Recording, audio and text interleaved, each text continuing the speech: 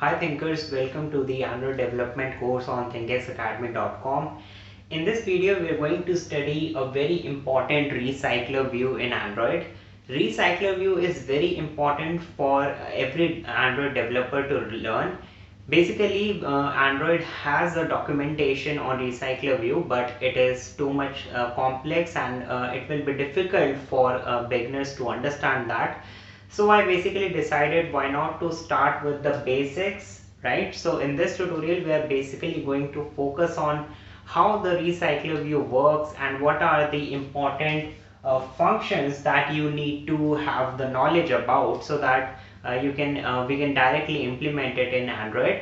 So in this series, we are actually going to build a YouTube clone. So basically, we are going to achieve this type of a layout, which we are going to discuss throughout the video, and in the next coming tutorials we will implement it in the Android Studio. So make sure to subscribe our channel and make sure to hit the notification bell icon, because whenever I will launch the new video related to this course and other courses as well, you will get notified. Alright, so let's get started now. So the first thing is, in Recycler View Android, the first question that comes to the minds of Android developers is, why do we need Recycler View and what are the advantages? So first of all, Recycler View is important when you want to display a data which is a large data, right? So I'm just going to write here, we have a large data set. Right, now consider about YouTube. We have all seen how YouTube displays the videos, right? So here I have just taken a layout from YouTube search. So if you will type anything in the search bar, it is going to display you a output or a layout, something like this. So here we have the first one, focus in this part only, right? So we can see we have a thumbnail, then we have the channel image, then we have the title of the video and the number of views in that video. And you can observe that in this type of layout, this view is repeated a lot of times, right? So n times we have n number of videos related to that search, so there are going to be n number of layouts like this.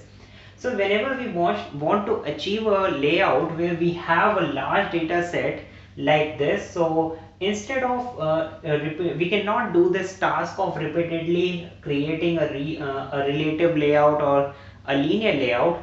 So we cannot do that. Main reasons are, performance wise it is not good, and we also want to scroll these results. So whenever we scroll the results, they are going to be stored inside of the recycler view. So recycler view basically handles that also.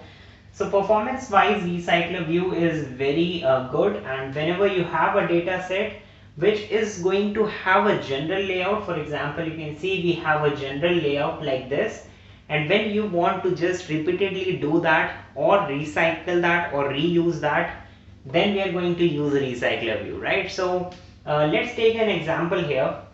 Now here in this particular layout, just concentrate on this part only. You can see we have, let's say we have a corresponding table in the backend, right? So we have, in the table we have columns, which is ID, video title, thumbnail and views. In thumbnail we can have the image URL, which we will use, and then we have views, then video title and IDs. Now each and every row of this table is going to represent one block of this whole recycler view, and we are going to just make sure that we just define this one single layout, and the recycler view will just fetch the data and it will supply it, and it will replicate all these layouts again and again until and unless we have reached the end of this table, right? So basically, in the previous tutorial of this course, we have seen how we can actually get or post data. We can fetch the data from the server using JSON format. So here we have the JSON format, and we have used Volley library to basically fetch this type of data. Now you can focus here, that here we have the column names, ID, video title, thumbnail and views.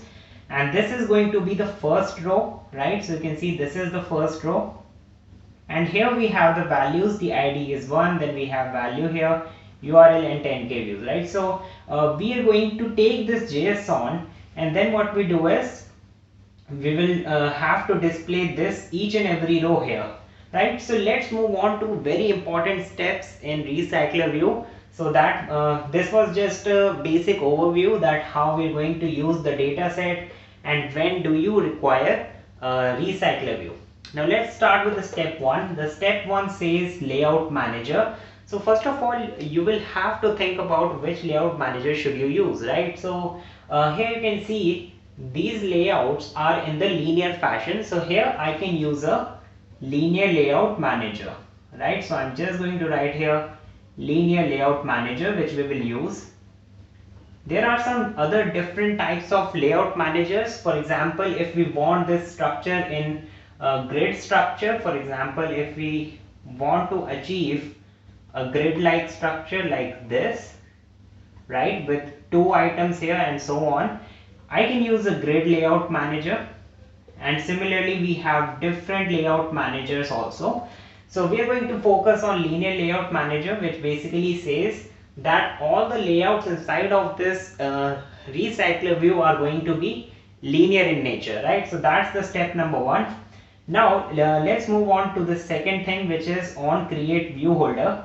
So what exactly is view holder, right? So view holder is basically recycler view holder. View holder actually holds all the views inside a particular layout, right? So this particular layout is actually a view holder. So in the language of recycler view, this is the view holder, which is going to contain all the information about the views, right? So what we are going to do is we will create a class view holder, and this class will use find view by ID function, right? It will use find view by ID function, which will capture these elements, thumbnail, video title, and all these stuff. Basically in this video I'm just giving an overview of what these functions are. We are going to implement them in Android Studio. So at that point when those videos will come, that time you will be able to understand it more easily. But here it is important to understand the basic crux of all of these functions, right? So the first thing is we have view holder. View holder actually holds all the views inside a single layout. Now whenever the recycler view is created, it will automatically call this on create view holder function. So whenever a view holder is created, whenever the recycler view is instantiated, it is then going to call on bind view holder function. What is on bind view holder? On bind view holder function is the function where we are going to specify the data that we want to supply to this view holder, right, which is this one, right? So this blue box here actually represents a view holder. So in on bind view holder, which means now we are binding data with the view holder, which means we are supplying this data 1 URL 10k here. You can see that we will have to change these by using the set text function. I can do that, right? So what I'm going to do here is I'm going to basically fetch the data from the server, and when this I will declare this function, and inside of this function I will just change the set text using this view holder. The next thing is very important, which is the recycler view adapter. This adapter class is actually used to set data adapter. So it is also known as data adapter. So when we want to supply the data to this layout or the view holder, we are going to specify the data adapter, which is the recycler view.adapter class. Now here we have the JSON data. The JSON data cannot be directly provided to the view holder class, right? For that we are going to use a very simple strategy. What we will do is we will first fetch this JSON from the server. We will convert it into JSON array object,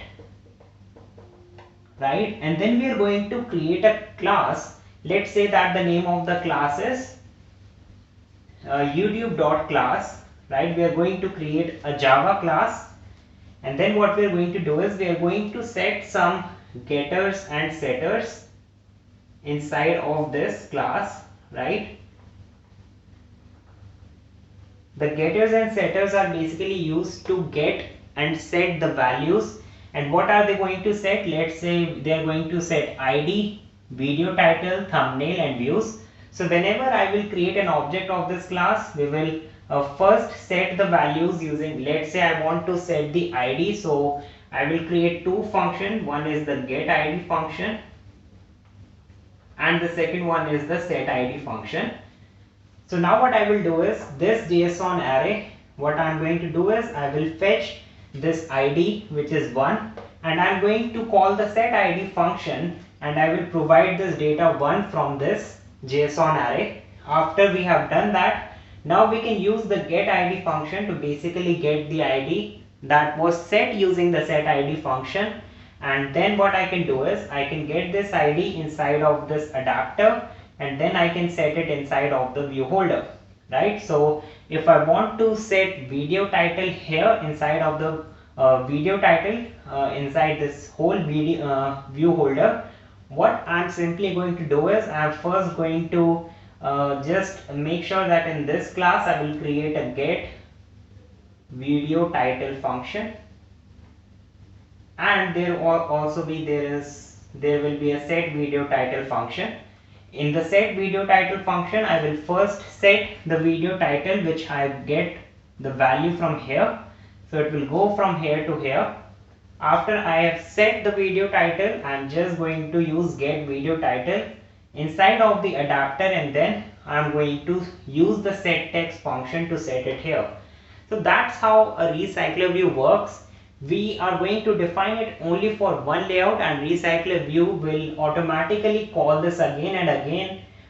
When we are pushing a whole data set, we can push a whole array inside of these classes and these adapters, and it will automatically show all the rows with these types of layout, right? So in the next tutorial we will start implementing all of these functions, and I hope that you have a basic understanding. You'll be able to understand more in the next upcoming tutorials, so don't worry, we will do it and we will implement it. So that's all for this tutorial. Thanks for watching.